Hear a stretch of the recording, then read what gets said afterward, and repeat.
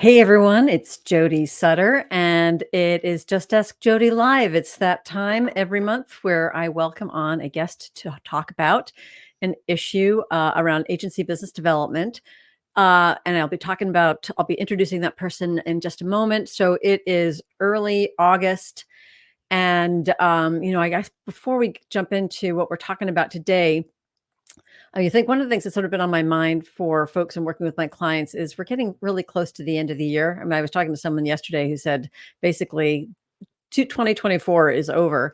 So I think one of the first things I wanted to remind everyone is that to take a look at how you've planned your new business year and see how you can make the most out of this, out of the last 4 months that are coming up. And one of the ways that you might want to be thinking about doing that is by looking at your pipeline, thinking about lead generation. And lead generation can be a tough thing for agencies, especially smaller ones, because your time is limited and lead generation is not always a thing that you most want to do as an agency owner or an agency leader.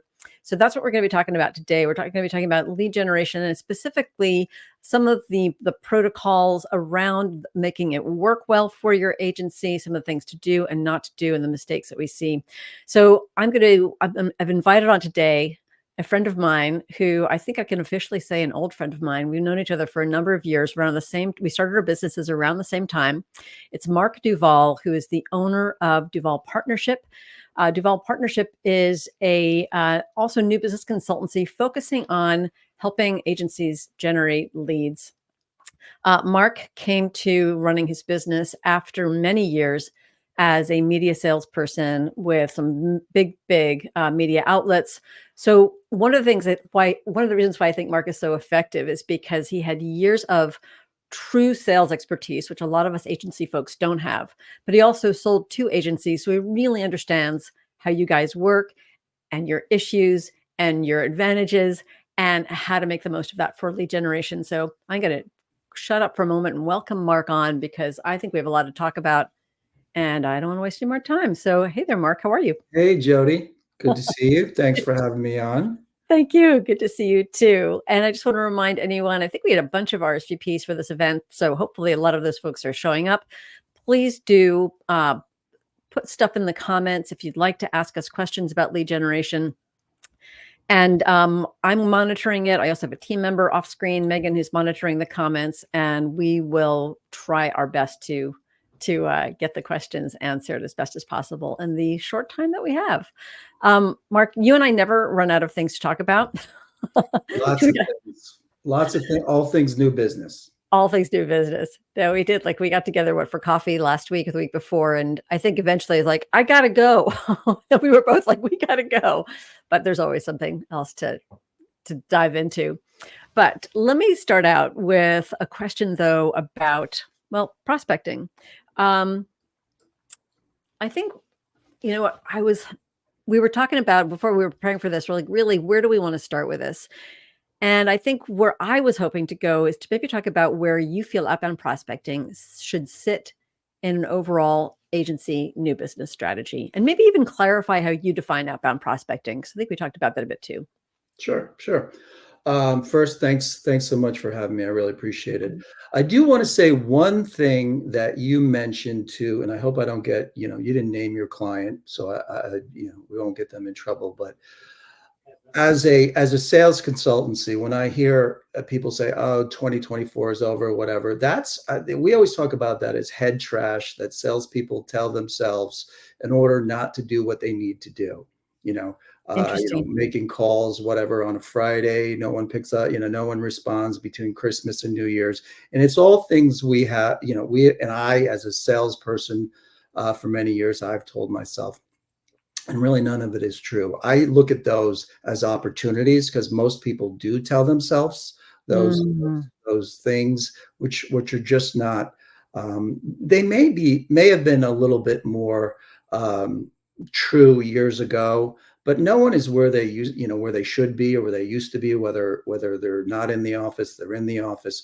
So I think as a really where we focus our work with agencies is an overall growth focus and also a mentality and those behaviors and those attitudes.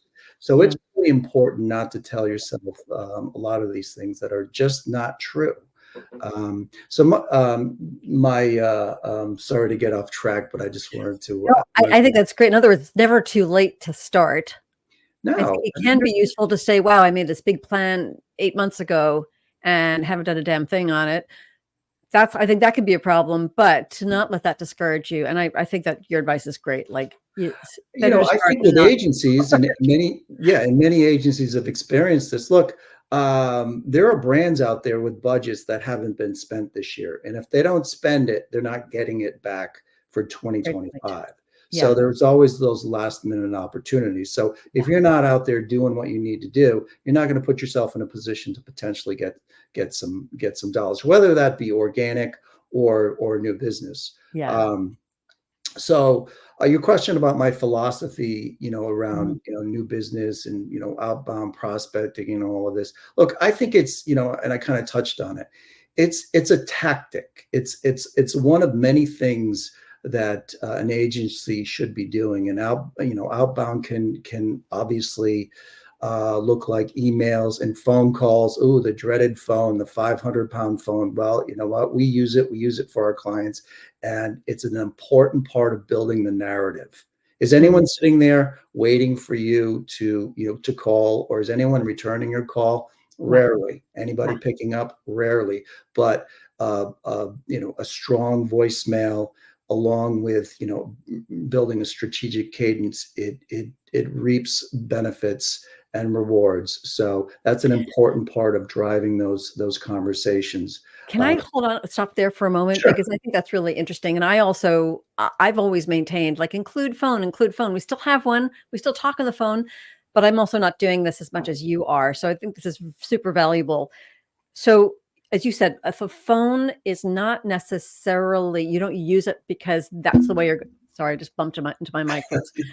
Because that's not necessarily the way that you're gonna get these people in a conversation right away, but because it's part of an overall cadence. It's almost like another marketing tactic. They see you in their inbox, they hear you on your voicemail, they maybe see you on in a DM on LinkedIn. Is that what you're saying? Absolutely. It's a Mhm. it's one touch point, and we talk about touch points. So how can you potentially, get someone to respond or influence some Mm. sort of activity that you want them to take? Yeah. It can be a voicemail, it can be an email, could be, something on LinkedIn, nothing against LinkedIn, but, Yeah. it's turned into a little bit of a dumpster Yes. fire. Yeah. But there's, it could be, conference attendance, could do speaking engagements. We're actually starting to do a fair amount, not a fair amount, but a little bit more of direct mail for some of our agency partners. Very Interesting. highly curated, well produced pieces. We have People are a starting to be back in the office. It's more than and exactly. now it's more likely that the mailroom or wherever it's going, it's gonna get to the end recipient. We have a client who's writing CEO's writing a book, publishing in the spring. We're already putting a campaign together around that when it does hit, that we're going to use triggers for new CMOs, obviously within the industries that is relevant. And so Mm, that new CMO will get that book.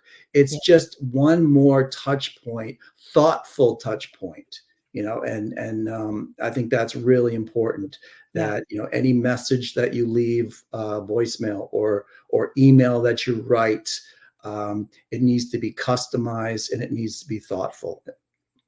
So, you also said a word I really liked, was this idea of a campaign.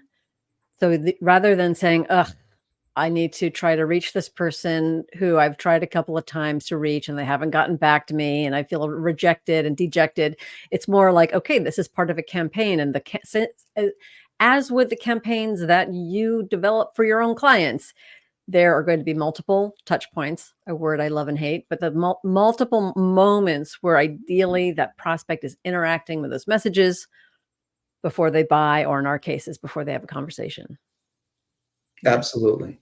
Absolutely. It's there's probably some people who like to fish. I am the world's worst fisherman, but it's Hmm. not like you got to throw your line in the water and move it around, whatever it is. Use different types of bait or whatever. Can't Yes. believe I'm talking about fishing. I know nothing about it.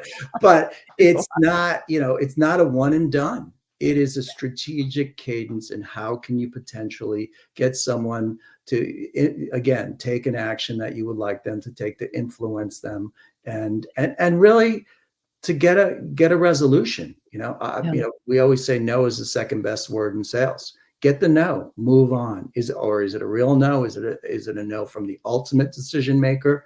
um, and get that data and intel. And by the way, Mhm. measure it and test it and learn. A big issue that I see with many agencies we work with, no one's measuring anything. And so how can you get better? How can you understand what messaging, or even we Mm. AB subject lines, one Yeah. that maybe more compelling and really links to work. We always try to, for the most part, embed Interesting. links to work that hopefully lives on the website. Some will, some always performs better than others. Yeah. Any thoughts on, I was going to ask you what to measure, but you did actually talk a little bit about what to measure effectiveness, like A/B testing on subject lines and content. But any guidance on sort of quantity? At what point does it make sense to measure? Because again, I'm thinking some of these smaller agencies, they're outbound simply because of time and resources might be on a smaller level. So maybe it's 30 contacts a month, which by the way is better than 0, but, Absolutely. uh, is that big enough to start to measure the effectiveness of subject lines, do you think, or is it better for Yeah, I focus? think absolutely. If you're doing 10, Yeah. you can, and when I say measure, it's understanding that, wow, when I send this email or when I do this, I tend to get a higher percentage of a reaction Mhm. than when obviously when I don't. We all know that, if you do nothing, we all know that what the results are going to be. Yeah. Um, but knowing and doubling down, and I think actually it's almost more important to measure and test Mm, when you're only able to do a limited amount, right? Because if I'm right. doing, I'm going after 30 prospects, what's reaping the best results and benefits from that? Mhm. And let me double down on that. So Yeah. I think that's really key. I also think that, we tend to work with medium to large agencies, although we're starting to work with smaller ones. And I think because there's great smaller agencies, and also technology. I mean, AI is Right, right. really affecting smaller agencies' ability to compete with with larger agencies. Mm, Um, but sometimes there's limited tools in the toolbox, if you will. There's right. some case studies, there's some this or that. Well, I think it's a matter of looking what you have and then putting together a plan that in which you can be consistent. Number one killer in a new business program, lack of I consistency, agree, I agree. Yeah. and highly relevant. Um, and I think one thing we always say, prospects want to know three things. They always ask these questions. Yeah. Have you worked in our industry? Which we all, oh God, not that. And then what problems have you solved? What solutions have you provided? It's all about business results. And for an agency of 30 people who Mhm. does, creative agency, integrated agency that does CPG and has some work in the travel and leisure, you are amongst many who can Yeah. say the same thing. Your point of differentiation is how have you affected a client's business? Mhm. It's those proof points. Yeah.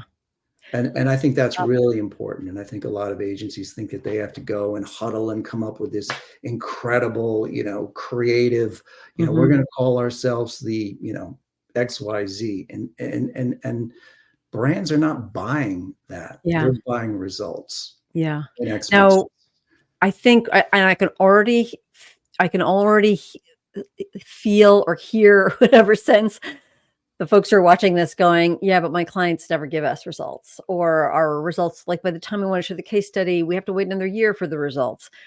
Um, First of all, I think that results are always good. If you can show that you move the needle, this company went from like this revenue to that revenue, or sales went here, or we grew market share, great. But I also believe that there are other, maybe more qualitative stories. This is why I think case studies are the most important new business tools that you have in your toolkit, because it is through these stories that you can start to illustrate not only your capabilities, but how you work with other human beings, how you solve problems. Uh, you can demonstrate that you are passionate and relentless without using those awful, overused, meaningless words when they're actually used on their own. So I think that's also thinking about how you've worked with other businesses and thinking through their perspective. That's the other thing I try to recommend to my clients is it's not that they don't want to hear all about you, but they want to hear about you through the lens of their issues. So you got to start there. You got to set the context, and then you can then you have the permission to tell the story, I think. Yeah, and I think it's also about, which I think you do so well with your agency partners, is the storytelling and the building the narrative, and asking questions. When we work with an agency, we always work with them, because most agencies we work with are very well versed in they get the inbound, from a search consultant or the RFP or whatever, Yeah. and they're good at that capabilities and the tissue session and all the chemistry. What they're not really good at is having a conversation with a new prospect who may or may not know them, who may or may not know the work. Right. That's about an effective questioning strategy. That's about structuring the meeting going in. What do you want to go? What do you want to achieve? And what do you want to, what do you want Yeah. next steps, if at all possible? And that's about asking good questions, which can really differentiate you from Yeah. other agencies in which they're speaking with. Yeah. I couldn't agree more. And I also just thinking like it's both asking the questions. Although I think more and more agencies are trying to understand that, and they have their sets of questions, and they ask them. They're willing to engage with the client in that way, and then the client answers, and then the agency doesn't have a response. I think it's both asking the questions and then being willing to listen and thoughtfully respond. Well, why are you approaching it that way? If we could approach it this way, does that make sense? Tell me more about being able to hear what is being said, maybe implicitly rather than explicitly.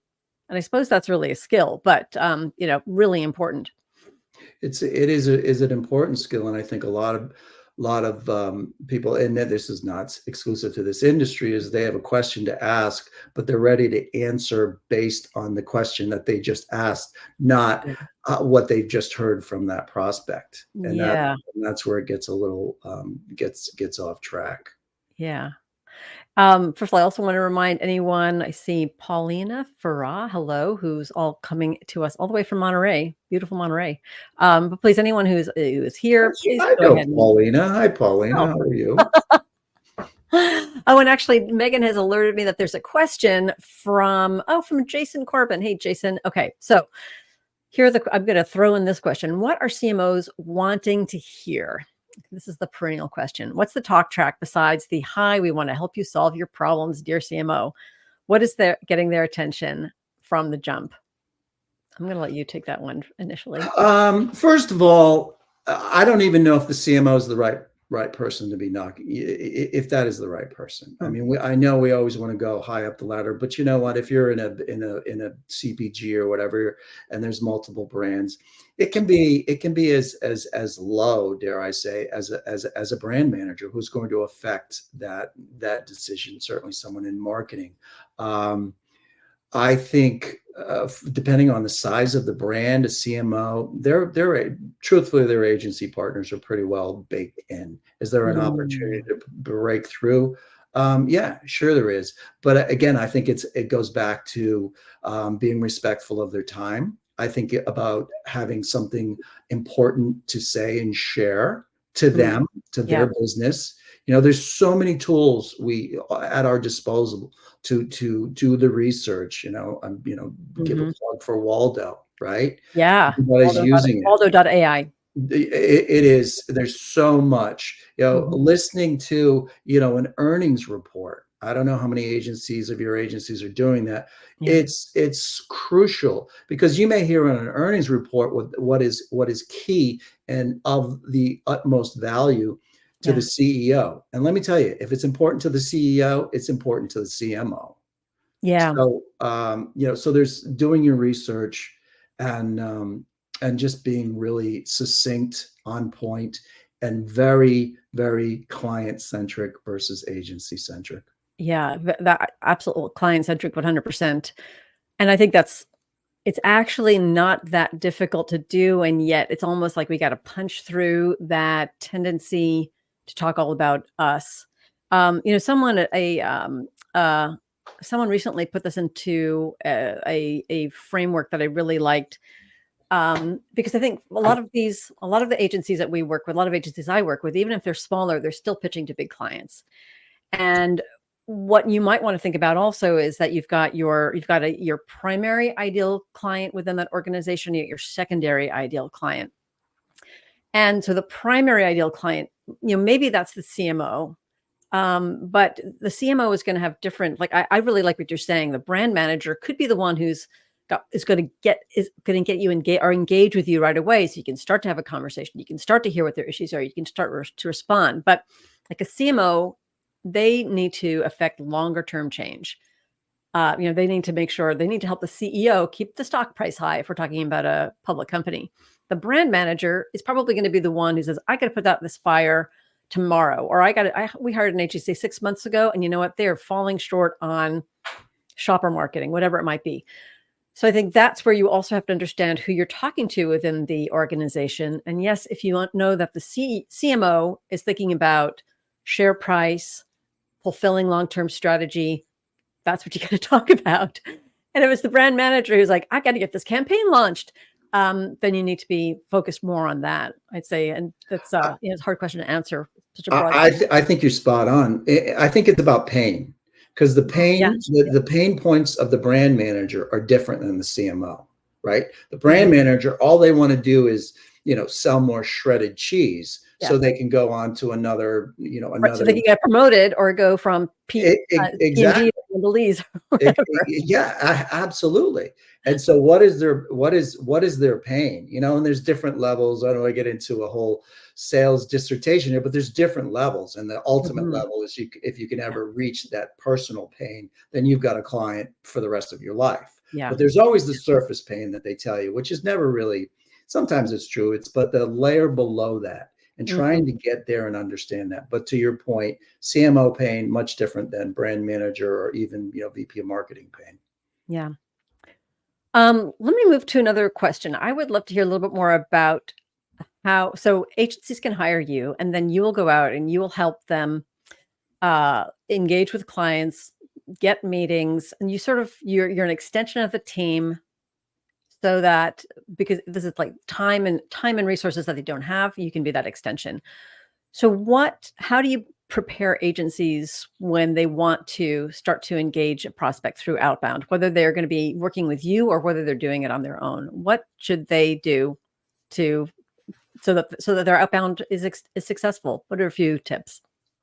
Yeah. So one thing we do is when we do like a full-fledged sales program, which is an important part Mm. of the overall program, is that foundational part Yeah. of what we provide. And that's an audit and discovery. And we provide a very thorough POV. And much like the Mm. services you provide, we're big believers it's difficult to read the label when you're inside the jar, right? So doing a lot of that internally Yeah. can be done, but it's difficult. So we talk about, everyone's heard of CX and UX. We talk about PX, which is prospect experience. So when Mhm. that CMO or brand manager, whomever, goes and looks at your stuff, whether it be website, thought leadership, social, all of that. What is that Yeah. experience like?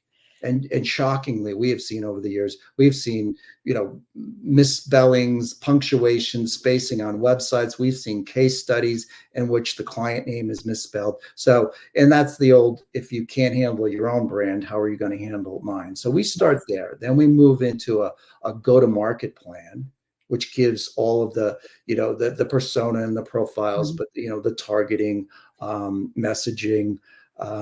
So it's really, we've actually, through the years, we have started selling that for an agency, and then they can go and implement. And then if we do a full-fledged program, we become a seamless extension of their agency. Sometimes we work hand in glove with the director of business development. Interesting. Yeah, it's a very successful relationship. And other times we are, we are pretty much their sales team. I mean, we've worked with some very large holding company agencies, and they've got more biz dev people than you can, count on, two hands and 2 feet.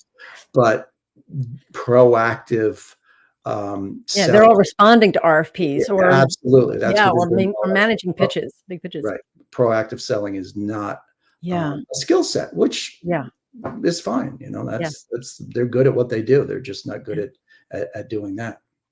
So before working with you, or even before going out and starting to send those emails, make those calls, it sounds so simple, and yet not everyone follows this. Number one, make sure that there is a consistent story, or consistent, I guess I call it a consistent narrative. Make sure that not only this things like misspellings or misspelling client names, please don't do that.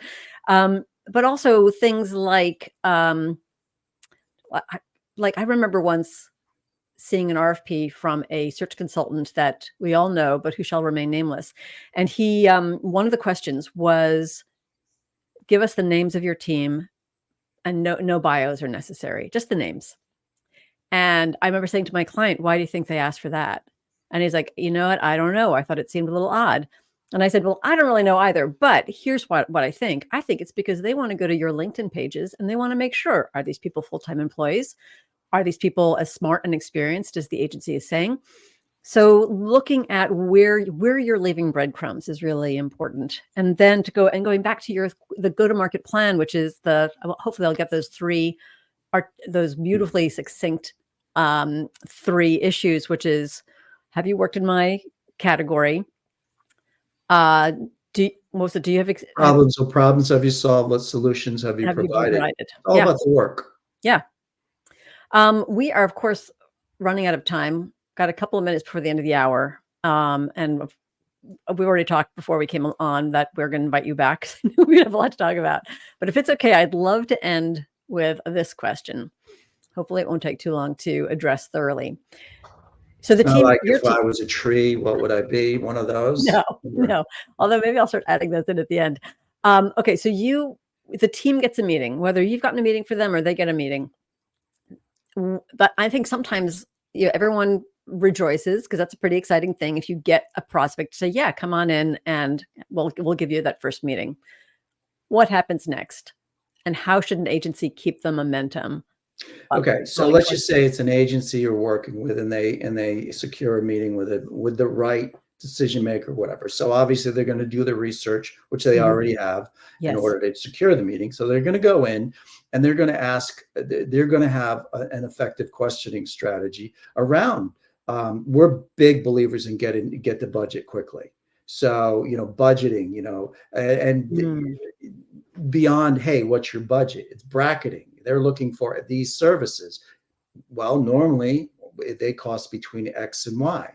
Is that something? So you're asking questions versus walking out of there with really nothing, and you're guessing, and then somebody wants to put you to put together a proposal. And I'm a big don't send proposals, don't write proposals. Are just really agreed upon deal points put down on paper. So so it's really about going in and having a plan. And then understanding and asking those questions, often asking if it's okay to ask questions, get their buy-in, right? We're big believers in creating equal business stature in that meeting. So many agencies are so grateful to be in the room that they just kind of just show their stuff and Yeah. they're afraid to Yeah. ask questions. And Yeah. then setting solid next steps. Big believer in the BAM fam, book a meeting from a meeting. If Yeah. there's Me meat too. on the bone, then do the follow up, like, Yeah. dropping those breadcrumbs. Yeah. Our experiences, brands, companies, whatever, they're not bringing a checkbook to that initial meeting. It Yeah. starts this. I often say the real selling begins after the initial meeting. Yeah. So, yeah, it's a process. And by the way, the book a meeting from a meeting is a closing technique. I think that a lot of people misunderstand. We're going into a whole other, we could talk another half an hour about this, but like what closing is. Closing is simply like moving, stepping that client forward towards the yes. Really important closing technique. I also think sometimes to ask the client, especially if it's an initial meeting, it's not around an RFP, there's no really clear process yet, but to get a better understanding of what they have to do, like if it's the brand manager, to understand, okay, who do you need to appease above you? What are Right. some of your goals? What are the hurdles that you have to get through? How can we help you with that? Understanding what their process is really important as well. Um, and what they're moving towards. Is it a brand launch? Is it some sort of tarnished reputation they need to fix? But going back to your point, there's nothing that makes me more depressed when I hear an agency say, "Oh yeah, we had a great first meeting with that prospect. Fantastic. What were the next steps? They said they'd call us, or they've asked for a proposal." Like, oh, ouch. Right. And Or by the way, what? they've asked us to send a proposal, Right, right. And what not to what what present a we proposal. always say is, and then you get a little further and they say, well, let me think it over. And when they tell you, well, let me think it over, the only one who's thinking it over is you. Okay. Mhm. That's Yes. that's that's game over. And in some ways, going back to like a no is almost as a second best answer to a yes. Like then I think you want to sort of, if it's a no, at least push for a no. You want to think it over. That's fine. I don't know. I think sometimes when you get that, then I often say, okay, that sounds like a no to me. And I'm going to move them down on my list of priority prospects. I'm going to stay in touch with them. But yeah, they just Just, and I know we're running out of time, but just Mm. real quick, this goes back to measuring and testing because what in sales, there's always the sales math, right? How much activity do I have to do to for conversation and then, so on and so forth. So Yes. Yeah. you understand what I need to do in order to get a meeting. So those no's, those resolutions are part of that whole sales math. That's So I interesting. often say when we start with a new client, I like to start seeing the resolutions, the no's, because I know historically the yeses are coming. Yeah. It's a It's leading just indicator. it's yeah, it is exactly. So, but again, if you're not looking at that, you're not measuring it. Yeah. It's difficult to Yeah. activity and behaviors. Mark, thank you so much. I feel like I got through maybe I don't know, a third of the questions I wanted to ask you. Um, and We I know should maybe we'll do it every Thursday, right? yes, let's do it. Stay tuned, people. Um, Anything else that I didn't ask you that you feel is really important to let folks know about in terms of prospecting? Look, I would just say it's hard. Okay, it's I was going to say no easy. there is no, I always say we possess no magic fairy dust. It is the old 3 yards and a cloud of dust. So, but it's about consistency. It's about relevance. Do you have a right to win? Mm, Look at who you're going after and really give yourself a gut check. Do we yeah, have a right to win? I always say, do you even have a right to have a conversation? And that has nothing about your agency. But if you can't answer, firmly a firm yes on those, yeah, they're not a viable prospect. So just yeah, understand, do what you can do and do it well. Okay. You're not going to be able to do, and depending on the size of the agency and the assets you have, yeah, you're not going to be able to do everything. And normally like that outbound prospecting is always going to be at the bottom of the list because mhm, it's the hardest. yeah, But that in collaboration with a few other tactics can really, done well, done consistently, yeah, can reap some real beneficial rewards. yeah. All right, my last question, Mark. Folks can get in touch with you by email, your website, and I Yep, think we've got it's that information if people want to talk. simple. Mark with a K at Duval with one L partnership. There you go. There it is. Thank you, That's, Megan, in the that's background. Yeah, so folks, please give Mark a call if you are thinking about expanding to using an outsourced resource like this. It's something that, something I personally recommend to my clients when I think they're ready. Many of them are not ready, but I think this can be an effective way to extend resources and get the name out there and fill the pipeline.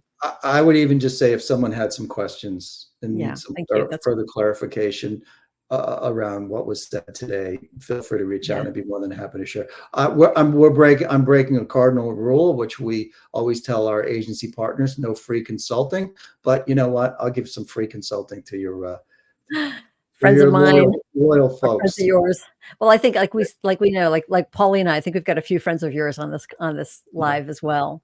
So thank you very much for doing this, and we will definitely have you back because, like I great. told you folks, Mark and I never run out of things to talk about. All right. So many things. Thank you, Mark. All Thank right, you. so Thanks for inviting me, and I appreciate it, and I had fun. So. great.